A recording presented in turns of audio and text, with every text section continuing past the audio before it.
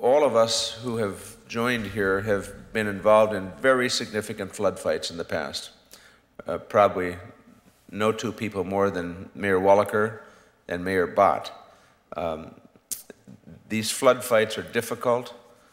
Floods that visit the Red River Valley, and a flood that has visited and stayed with respect to Devil's Lake causes very substantial damage, a lot of concern by the people who live there. We've done some work in virtually all of the communities. We've done a lot of work in Devil's Lake with respect to roads and levees and mitigation issues.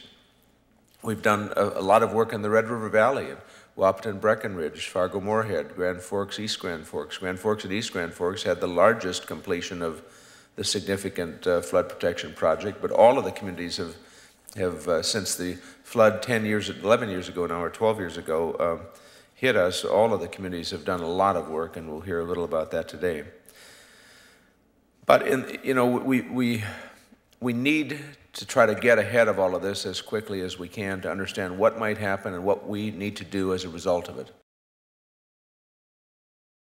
This is a very difficult and hard to understand problem for most people because we don't have lake flooding in our country. We have river flooding, where the river courses and gorges and takes houses and buildings with it, and you can see the fury of it, and then it subsides and the event is over.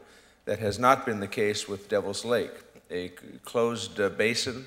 This lake has a flood now that has come and stayed, and now will get worse, we are told. I would have to echo what Mayor Walaker said. When you're living in a community where flooding is likely, seems like it's always on the horizon, you certainly need to be optimistic that you're going to be able to deal with this.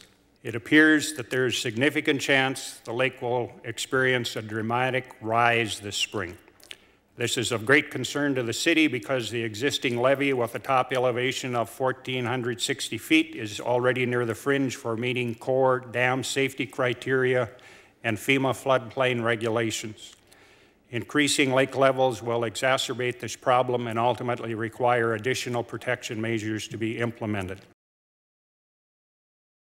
My concern is, the pumps, the earthen dike, and 2nd Street. Those are the two immediate difficult decisions that are made because they're very expensive. So when the Weather Service describes a potential major flood threat, that is able to trigger certain decisions and actions by the city now. Yeah, absolutely. We're gonna go ahead and so forth, and we have people that are meeting on a 2-week period, and then that'll probably go to a weekly period here shortly on what's going to be done. We got a ½ inch of rain there this weekend. The drains are different than 97. They're open. We have 2-3 feet of water running in the drains right now. All of that is good. All of that is, gets rid of some of the but it's not a simple process.